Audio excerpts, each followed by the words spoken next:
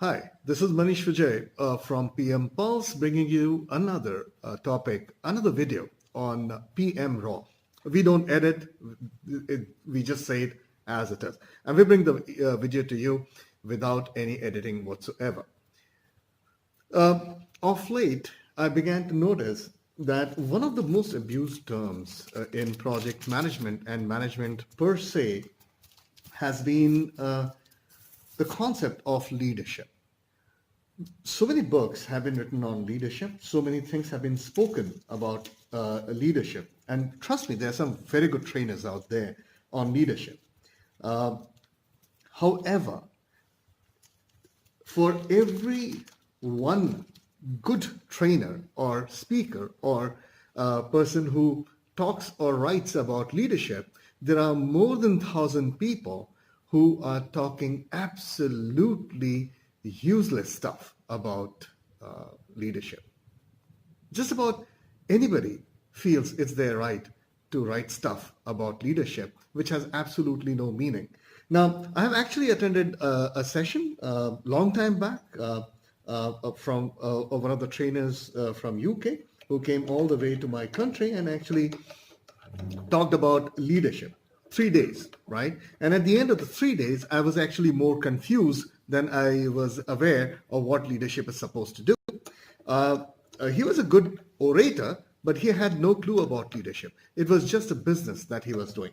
So that's what I mean, that there are very few people who actually talk about leadership. Leadership is actually the most abused term.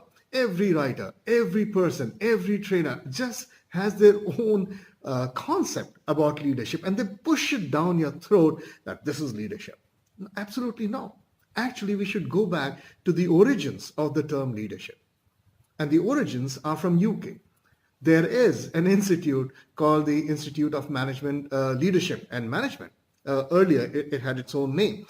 And the term leadership was invented. It's not a natural term. It's a term which was coined during the Boers War. I mean, that's the war which started in Africa and led to the First World War in Europe. And at that point of time, the term leadership was coined. And it was not meant for civilians. It was actually meant for commanders, army commanders, basically armed forces commanders, because people realized that more than just giving orders, there is a group of activities or characteristics that a commander should possess, which is not just, which should not be limited to just giving orders. So they summarily put all those characteristics together and coined the term leadership. In management terminology today, when we take it away from the armed forces, the leadership has actually got a very simple meaning. And when I say it, you'll be shocked. In fact, some of you will find it hard to digest, but the more you think about it, actually, that's the real meaning of the term. I didn't make it. I'm just relating to you what the actual term means. And I hope I would be able to dissuade you from all these other useless trainers and useless authors who talk about leadership, write tons of paper and achieve nothing. Leadership is very easy to explain. Yes, it's not very easy to actually implement, right? You'll need training. It's just like in project management, you need to train yourself. You need to understand the concept and then actually get it done. You need practice. Same is the case with leadership, right? So let's understand the definition of the term leadership. It's actually connected to the word leadership. Actually, it's just the opposite. So if we say that if we say that managerialship is the ability or the ability to influence people with your authority because people report to you. Leadership, on the other hand, is the ability to influence people without authority. Yeah, you heard me right. Managerialship is the ability to influence people with authority, which is not a bad thing. I mean, that's how the organizations are created. But you use your authority because people report to you. You influence them with your authority to get certain work done, and that's managerialship. But there would be a lot of situations where you have to get the work done through people. You have to influence them to do your bidding, but you don't have any authority over them. What do? At that point of time, you really cannot apply managerialship. That's when you apply leadership. That's what leadership is all about. So now let's talk about things that you can do in office. For example, one of the most common things that I've seen is when people or project managers are assigned team members who are not actually reporting to the project managers. Sorry, this is my morning coffee. It's my morning cuppa. Day doesn't start without this. Oh, that's a pretty good one. Where was I? Well, I've seen this a lot.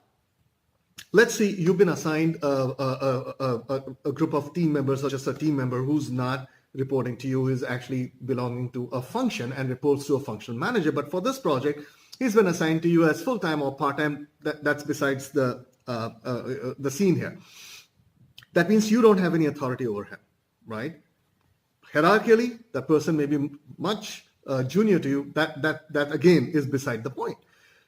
Now, what you do is, since you don't understand the real meaning of the term leadership and managerialship, what you actually end up doing is that you write an email assuming that you have authority over that person to get the work done. So when you actually send an email, it's not necessary that the person is going to do the work because he has a different line of authority. He's actually answering to somebody else.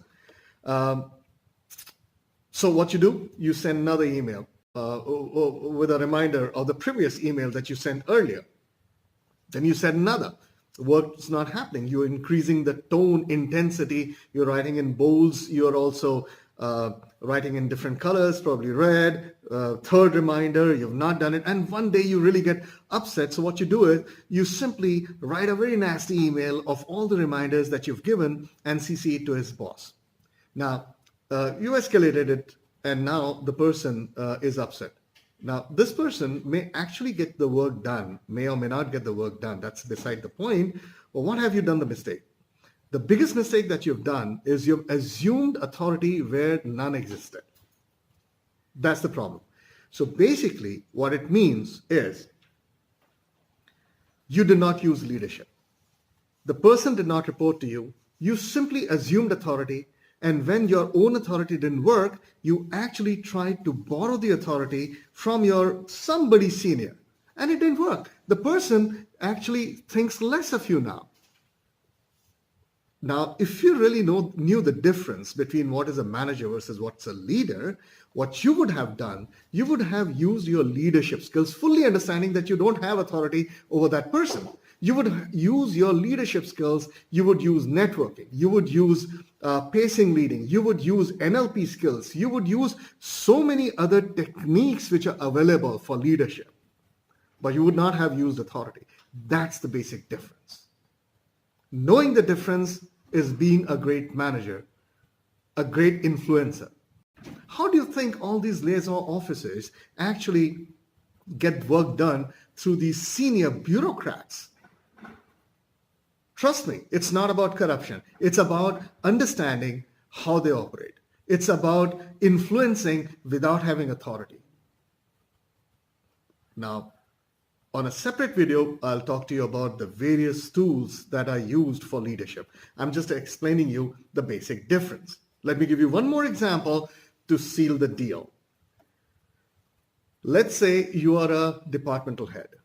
Your managing director comes to you and says, you know what, there's a very nice festival coming up, right? And we want your department, the people in the department to put up a nice cultural program.